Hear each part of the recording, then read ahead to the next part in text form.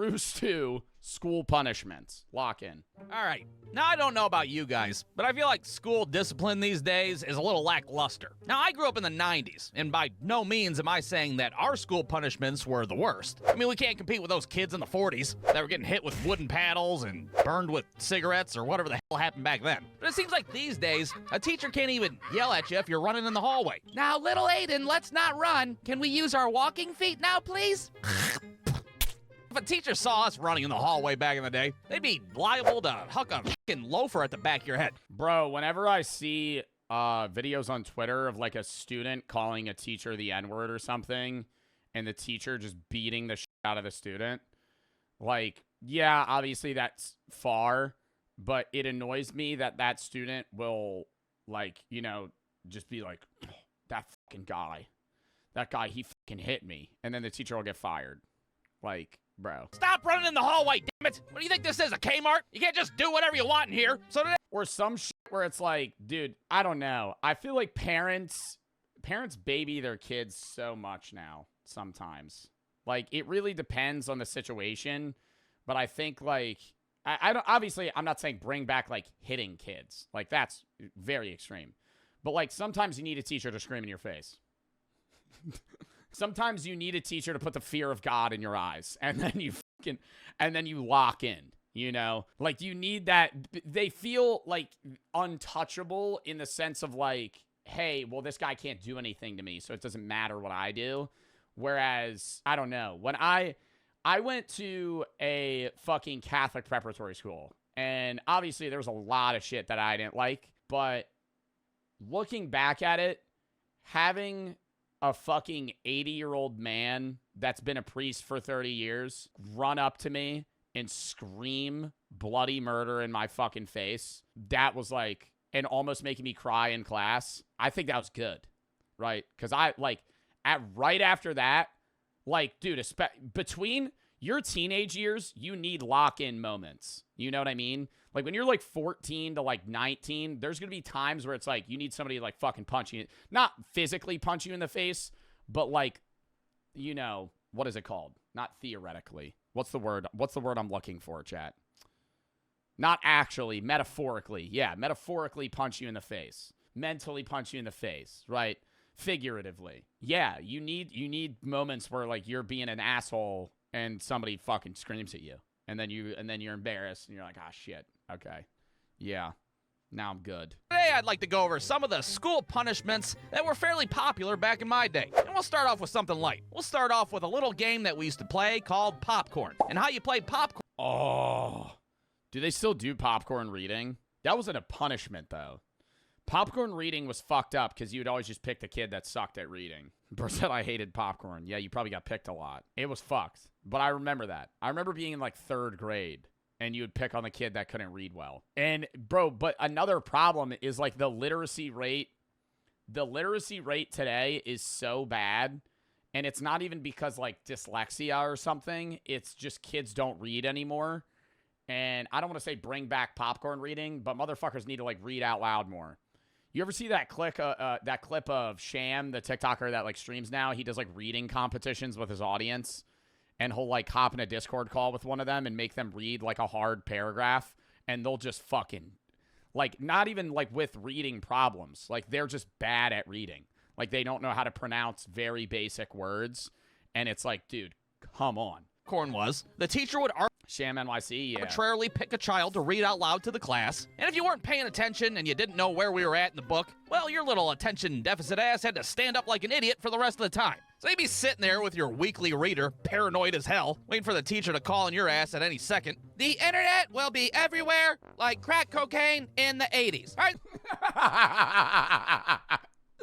Yo, the two funniest things with popcorn reading is reading one word, saying popcorn, and then passing it to somebody else, or just reading the whole fucking book. If you ever had a friend that you'd be like popcorn John clears his throat. You already know he's about to read for fucking 15 minutes. He's just not even, and then out of nowhere, right? Everybody's lost track. They're just like, this guy's reading now. He's just going to read the rest of it. He just goes, popcorn. Everybody turns. Wait. Until the teacher stops him, or he makes you like relax and you think he's not gonna call on you, and then he says popcorn, says your name. Hey, that's enough, Eric. Shut the fuck up. Rupert, it's your turn to read. Read, Rupert, read. Oh shit. Rupert, were you The worst part about popcorn reading, though, is you don't understand anything that you're reading because you're so focused on not butchering the words, because the whole point of popcorn reading is pronunciation, and people are going to make fun of you if you stutter. So you're never actually absorbing any of the reading info, because when you're reading, you're just focusing on pronouncing the words right. You're not actually absorbing the information. And when you're not reading, you're just worried about the next time that you're going to get picked. So you're not paying attention to the reading. I remember we reread Romeo and Juliet popcorn style, and I did not pay attention to a single part of that entire book. fucking off and not paying attention? No. I was just, and we, after each chapter, we would talk about what we read, and I would just be blank, dude. I'd be like, I have no idea. And I was one of the people that read fucking 3/4 of the goddamn chapter. I know where we're at. Hold on a second. Rupert, you are fucking with my emotions right now. Even though dial-up sucks ass. No, Rupert, that's not where we're at. Stand the fuck up. Stand up right now. Everybody take a look at Rupert's not following along ass. What a fucking piece of shit, am I right? And that was just like a regular thing that we'd do. Just a little public humiliation at 9:30 in the morning. No big deal. Now, another thing that I remember doing a lot back in my day was putting my goddamn head down. Now, I don't know about you guys, but every now and then my entire class would turn into loud, obnoxious assholes, and my teacher would have a fucking meltdown and make us all put our heads down. All right, everybody, let's calm down. We're about to take... I love that time. That was early school, though. When did they do that, chat? That was like fucking first grade, second grade. That was when you were like kids. Like, they didn't do that in high school. They would do that when you were in like elementary school. Yeah, like first grade when you were like 8. Because everybody would get too riled up, and then they had to get you calmed down. I like that, though, because I would like half fall asleep. Y'all ever do heads up, 7-up? Yeah, but that was just so... That game was so fucking stupid, because I would just look at the person's shoes. All right, fucking, that's it. Lights off. Put your heads down. Put your goddamn heads... What was the one where you would stand in a corner, and you had somebody that was like blindfolded or something, and you would have to find the... Was it for just 4 corners? How did you play that game? I remember that game, but I don't even remember how to play. I think you would just pick a corner and somebody would have to guess what corner you were in. Or you would run from corner to corner. You would just close your eyes and say a corner. It's down, you bunch of wild animals. What do you think this is, a fucking cake? Yeah, corner number 3. Kmart. Now you guys will sit there quietly and watch me smoke the Newport cigarettes. this Newport menthol, and then we're gonna do this goddamn geography test. You hear? Dude, you never see that shit in high school. When you go to college, you'll just see your professor. I mean, maybe it's because I was in philosophy, and a lot of philosophy professors would just fucking rip cigarettes. But I would finish my class with my professor. I had an 8-8. I was 8:10 to like 9:50. It was such a weird time. And I would have class. Then I would immediately have a 10-minute break, and I would go to my next class. But it would take 10 minutes to walk there. And I would sit in class right next to the window. I'd turn to my left, and I'd see my two of my professors just walk out to the gazebo and just long drag cigarettes for like fucking 20 minutes. Just smoke 2-3 cigarettes, go back in. I'd go, wow, these guys. And it was such a weird thing, because it brings you back to like the time where in other countries they have this. For my other, people in other countries that view me, you might have this. Teachers and students smoking cigarettes together. That's like a thing in college. In high school, that used to be a thing in the U.S. because you used to only have to be 18 to buy tobacco, but now you have to be 21. But in other countries, you can be 18 and smoke cigarettes, and teachers in Europe and students will just smoke cigarettes together. Then we just sit there with our heads down for an indefinite amount of time, like we're hostages in a fucking bank robbery. You don't do that? I don't smoke cigarettes. It'd be like, I smoked a joint in a gazebo at college, though. I don't even know if that was even allowed. I never said that. I remember we got done class, and I had another class. That was the only time I ever got high in class. The only time I ever got high in class. We had another one, and it was like a presentation day, and I was already done. So because I always say this, always go first in presentations. It's the fucking best, because then you just get to sit there and watch. I finished my presentation, and it was like, fucking 3 weeks of this shit, because you only have class twice a week. Only 2 presentations go a day, and you have fucking 40 kids in your class. So we finished my 8 a.m., and then I have another class after. And my friend that's another philosophy major, and you got to keep in mind, half of the class isn't philosophy majors. So I don't know the majority of people in my classes, but this was my junior year. And we finished up, and I knew probably 4 or 5 kids in my class. And one of them goes, dude, you want to go smoke real quick? I'm like, sure. So we're just fucking standing there. My professor walks by. He walks up to us. And we're just standing there having a conversation with just like a joint just burning. And he doesn't say anything, but like we're talking, and then he just goes, "We'll see you in class." I go, "Okay." And he just walks by. He had to have known.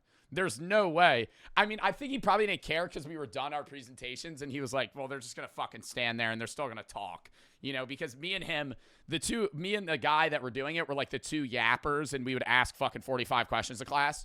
So he just didn't give a shit, but it was such a weird experience. Aura? No, it wasn't even Aura. He was just chill. A lot of the philosophy professors were really, like, they're usually the chillest people.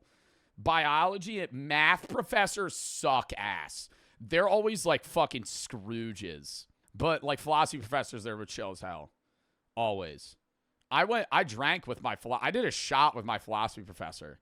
We had a meeting. It was like a philosophy club meeting at like the local bar. And I pull up and my professor's just hammered. He's just hammered. I'm like, yo, how's it going? And we're just talking. You know, I can tell he's more lively than normal. So he's either had a few drinks or he just fucking hates working. Maybe it was a mixture of the both. We did a fucking green tea shot together. And then it was such a weird group because I would smoke, bro, because in college, right, in high school, everybody's, you know, the same age. Like if you're in class, everybody in your class is within a year of you. When you're in college, you have like parents that are in your class. And so my senior SEM philosophy class, which would have been last year or 2 years ago because I took it my junior year, but I was supposed to take it last year. It was me. I was the youngest person, and I was 21. I was 21. Then there was 23, 24, 35, 42, 38. And it was like I was surrounded by people that could be like parents, right? Or were parents. And we go to this philosophy club thing. And I go out, and I just see one of the moms smoking a joint. And I'm like, this is weird. She's like, you want to take a hit? I'm like, yeah. Yeah. But it was weird because it was like I was smoking with my mom. Because she was like 40. She was like probably 40, 42. So I'm just like, this is an odd experience. Like I'm sitting here getting high with like somebody who literally is a mother. Like I don't expect that, you know? Now, of course, if our teacher wanted to take it up a notch, she could always option with a good old-fashioned written penalty. And those were especially popular after a heads-down incident because, well, our teacher's nerves were basically shot at that point. Somebody would like fucking fart during a spelling test and she'd be like, who was that? Who the fuck is trying to take a shit in my classroom? I'm sorry, Mrs. Sanders, it was burrito day at lunch. You get your ass to the chalkboard and I want you to write, I will not shit in class 500 times. And then we just continue on with our spelling test like nothing even happened while Rupert's ass is over by the dusty-ass Windows 95 serving his punishment. All right, the next word is aardvark. Arthur the aardvark is a pussy. Aardvark. You keep writing those lines, Rupert, or I'm gonna break my foot off in your ass. You hear me? All right, shit, goddamn. Did you guys ever have to rewrite stuff? I feel like that's in The Simpsons and The Simpsons alone. I don't think that's a genuine thing people go through. Now, of course, the granddaddy of all school punishments was getting sent down to the principal's office. And one of the dumbest reasons I've seen a kid get sent down to the office was for calling our teacher by her first name. Now, this was apparently a huge deal to everyone. I used to call my middle school music teacher by their first name every day, and he got really mad. His name is Chris. What's up, Chris? Don't call me that. And he was a redhead. His face would get really red. Everybody back in the day. He'd get like blood red angry. It's not like it is. Don't call me that. And he's holding a ukulele in his hand. Like a big guy Stop! Over the rainbow. No, to us, our teacher's first name was like this giant mystery. We didn't even know if they had a first name in the first place. Well, imagine our surprise one day when we're standing in line at lunch and we see a paper taped up on the wall that has all of our teacher's first and last names printed on it. Well, this blew our little fucking minds at the time, that's for sure. Holy hell, Mrs. Sanders' first name is fucking Becky? Now, I don't know what possessed this kid to think it was a great idea to address our teacher by her first name, but it didn't go too well, needless to say. Excuse me, Becky? May I use the restroom? You better get the fuck out of my classroom right now.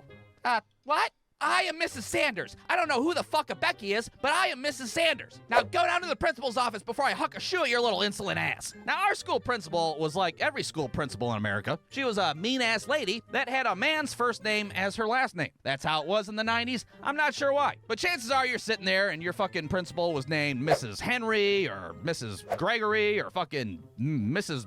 Bob. All right, not that one. That one's stupid. Anyways, our principal's name was Mrs. Joseph, and she did not fuck around. And when you're in Mrs. Joseph's office, well, you knew your ass was gonna get detention, and you knew her ass was gonna call your parents at some point and be like, hey, it's Mrs. Joseph from your kid's school. Hey, did you know your kid's been a little fucking asshole all day long? Yeah, it sucks. You guys ever get detention? I got lunch detention. I remember that. That was a normal thing. Where you would have to eat in the teacher's room. And they'd always bring out the fucking grossest lunch. It'd just be like a whole tomato. You see the teacher, a whole tomato and ranch. And the teacher just in the corner eating it. Like, fuck, dude, are you a weasel? What are you eating right now? I would get lunch detention. I never got regular detention. But the worst thing that she'd make you do is she'd make you go down to the lunchroom and help the lunch ladies clean up. And I have to say, our lunch ladies were massive, fucking scary-ass lunch ladies. That shit would turn into a scared straight program pretty goddamn quick, let me tell you. What the hell are you down here for? I farted during a spelling test. Oh, so you're a big tough guy now, huh? Well, hold my inside-out pocket, you little bitch. We're gonna mop the lunchroom. Oh, God, she's so hairy and strong. But hey, whatever. It deterred us from making a ruckus, and we Nah, when I was in high school, we had 2 lunch lines, and there were, like, the lunch ladies that made the food, and, like, this other guy that was, like, a chef for pizza. And if you took more than, like, 2 slices of an individual, like, piece, he would scream at you. And there was one time where I took a slice, like, with the thing, and I put it back. He was like, if you take the slice, it's yours! You have to take it! I'm mad as shit. I'd be like, fine, bro. Grab it. Then you would go into the 2 lines, and one of the ladies was really nice, and she would let you go into, like, debt. Because we had these stupid cards that we had to, like, put money on, and you would pay with that card. It was like a school lunch credit card. And you would go into debt, and you're only allowed to go in a certain amount of debt. And it was like $20 or something. And one of the ladies would let you go to, like, 100 in debt. The other lady, if you were, like, $1 in debt, she would literally not give you lunch. She would be like, no, you have to put shit back. Like, sorry, you're just not eating. So in the end, I suppose I should be thankful for going to school in the 90s. I remember I had one friend, he was like $220 in debt. And they would make announcements. They were like, if by March 1st you're in this amount of debt, you can't get anything else. Right? Like you or your parents have to pay off blah blah blah. And he would come up to me. He'd be like, bro, let me snag a cookie, dog. He'd be panhandling across the fucking, like, the lunchroom. He'd be like, yo, let me get a fuck, bro. Are you going to eat that? Was he poor? No. No, bro. He sat at my table. He was a fucking well-off. I mean, he wasn't rich, but he was fucking, like, I know his parents had enough money to pay the debt. He just didn't do it. I don't know why. Bro, let me snag a cookie, dog. No. It's right there in the Goldilocks zone of school discipline, if you will. I mean, we weren't on one end of the spectrum where teachers talk to you like they're a fucking Teletubby, and we didn't have— I ate so unhealthily in high— Sorry, I keep pausing, bro. This is a 5-minute video. I made a 30-minute video. When I was in high school, dude, I used to eat so unhealthily. I've said this before. I would wake up, eat cereal for breakfast, like Cocoa Pebbles, like 20 grams of sugar. Go to the first 2 periods. We had a 15-minute break. I would get a fucking sausage, egg, and cheese, put 2 hash browns on it, and get 3 cookies and a Powerade. And that's however much sugar that is, and fucking saturated fat. Then I would go another 2 or 3 periods we would have lunch. I would get like if it was like a cheesesteak day, I'd get a Philly cheesesteak, baked Lay's, 3 more cookies, and a fucking Body Armor. I'd slam that. Then I'd fucking have track practice after, and I'd grab, like, a bag of chocolate-covered pretzels and fucking, just a big water for practice. And I would go there, and I'd be, like, lifting no problem, and then we'd have, like, 800-meter repeats, and I'd feel like I was going to throw up, and it never crossed my mind, wow, maybe I feel like shit because I just ate, like, candy all day, and now I'm running 3 miles, and I feel like I'm gonna throw up. Shocker. The end. Bruce. Wow, that was a fun video. I enjoyed that. All right.